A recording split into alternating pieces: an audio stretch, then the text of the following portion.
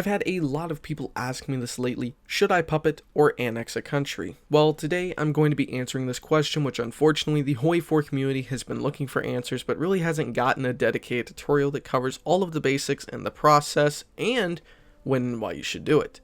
First off, thanks to all my Patreons and the supporters of the channel. It means a lot to me that you guys are helping me out. Also, if you guys hear any rain, tapping, thunder, all that kind of stuff in the background, I want to apologize. I'm in Myrtle Beach and Hurricane Flo, that's what I'm calling Hurricane Florence. Hurricane Flo has been getting on my last mind and giving a lot of flooding and all these other kind of crazy problems. And my mind is going about 10,000 miles a minute, but you guys deserve a video. So let's go ahead and get this question answered.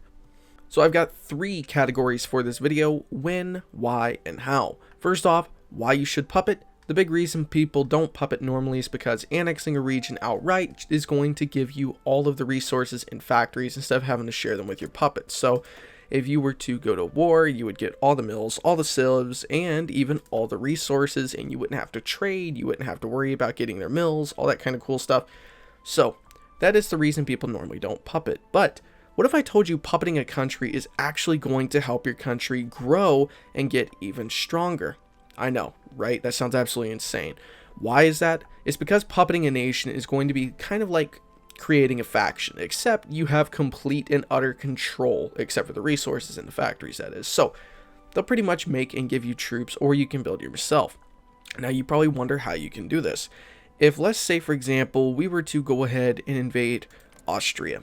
Now this is going to tie into 2 things. So this is how you would make a puppet. So we're going to go ahead and invade them. Now as you can see, they have a ridiculous amount of manpower, right? They have over 1 million manpower. Now this is the first reason you're going to want to puppet them. As soon as our troops are going to get over there, because they decide to send the panzers in the south and take absolutely forever to get their capital. So they had around 1 million troops. Now what happens when we annex the land, right? Our manpower didn't really budge. Didn't budge at all. Why is that? It's because we don't have any claims or cores on this area. Now, what are cores? They're pretty much going to tell you right here. As you can see, because it's not one of our cores, we are going to lose 98% of the manpower we could have gotten from this area. Now, how do you fix this? That's whenever puppeting comes in. Okay, so we're going to go ahead here and release Austria as a puppet. And now they've got all that juicy manpower. Here's how you can use it. All right, this is only in the Together for Victory DLC. I think I could be wrong about that. I'd really appreciate if someone could go down there in the comments, and I'll try to heart it if someone can figure out if this is only in the DLC or not. But you can click this little template button here, which says View Templates of Subjects. And then you're going to see down here Austria or your puppet, whatever. Now, here's what you would do. You're going to find a template, okay? You're going to view it, or you can just copy it, whatever. In this case, we're just going to view an infantry division, right? Okay, these guys look pretty cool, yada, yada, yada. I think these guys are great. So now that we save that, it now appears in our normal templates. Here, you can actually edit it. Now, I'm just going to add 50 Army XP really quick to kind of show you here, just really quick. Didn't mean to do that,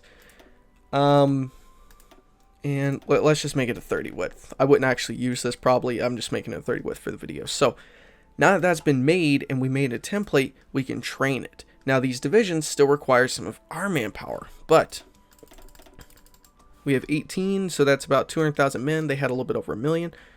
We're using their manpower to train our divisions. So now they're down to 1.05 million. Now we're going to cancel it. Okay, they're up to 1.7. Why is that not working? This does bug out occasionally, I've noticed, once you're unpaused. Why is it not doing it? Sometimes, like I said, this does bug out pretty good. And I think it's something to do with when you add more divisions or more templates or something like that. I don't really know, to be honest with you. It's just kind of buggy. But if we just make a basic infantry division here off their template, we have 22. See, it still doesn't do it.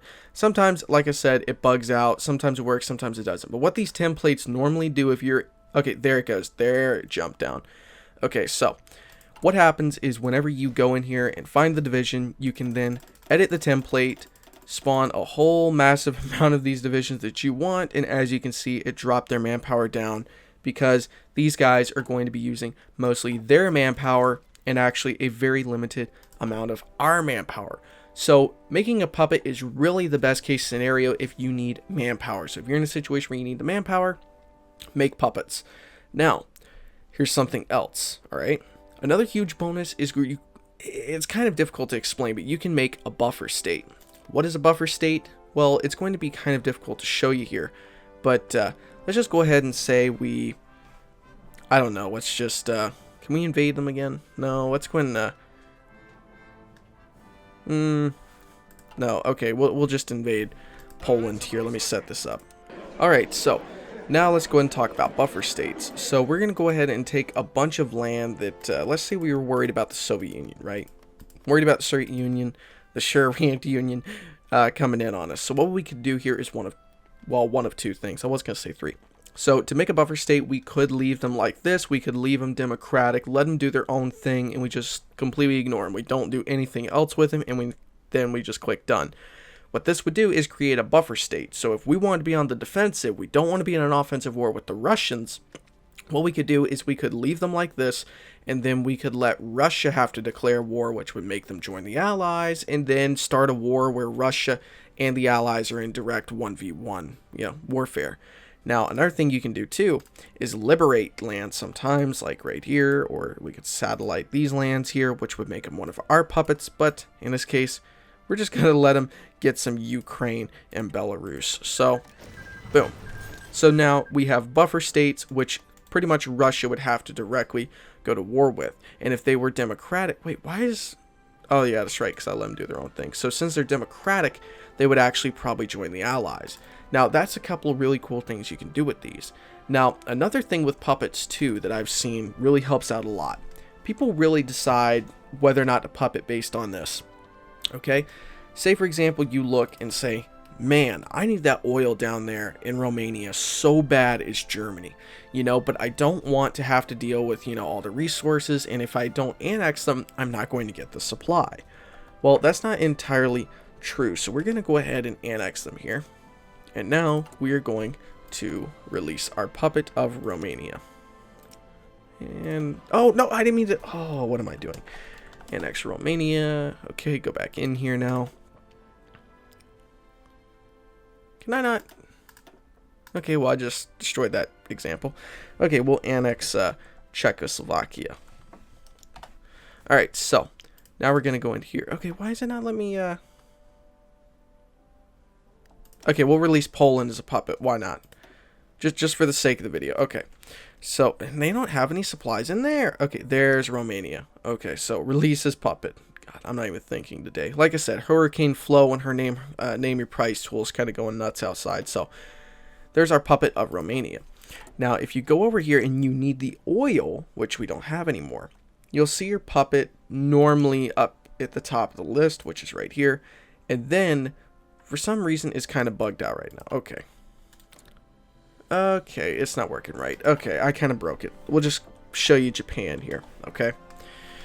So, with puppets, you can actually get more of the supply extremely cheap. Now, for example, with Manchukuo, they have a ton of steel, right? We can see our puppet here. It takes one civilian factory for 40. It says 38, but that's just how much is capped out at. Now, we can use one civilian factory for 40 of their supplies, and it's all based on depending on what kind of level the subject is. So if they're just one level off of Annex, I think it's 40. If they're one more above that, it's like 30 for a civilian factory. One above that is 20 for a civilian factory. So it's really cool that you're able to do that. So just remember that you can still get the supplies from the puppet, but it just kind of depends on their level on there too. Now, I know you think the video is over, but it's not. There's one huge, gigantic thing I see people do all of the time, and it just absolutely drives me nuts, especially Japan. Now, if Japan invades China, right, and they take the land, okay, here's what I'll see people do. They'll annex this, all this, just pretty much take everything on the coast and just leave all of it inland for the manpower. This is a horrible idea, okay? Here's why. You're pretty much stripping the majority of their manpower away. Not entirely like in here and, all these other areas, but A big thing with making puppets, you want to leave them kind of strong so they can fight for you. You want to give them a bunch of factories, you want to give them manpower, all that stuff. If you're going to be just kind of taking only, you know, the good stuff, you might as well just annex them unless you're that desperate for manpower, which Japan normally is not. Once they go down their focus tree and then they start getting, you know, all this other stuff here, like warrior spirit, no, spiritual mode, which is 2.50, and then they go on extensive. This one here gives more recruitable pop, that reduces it.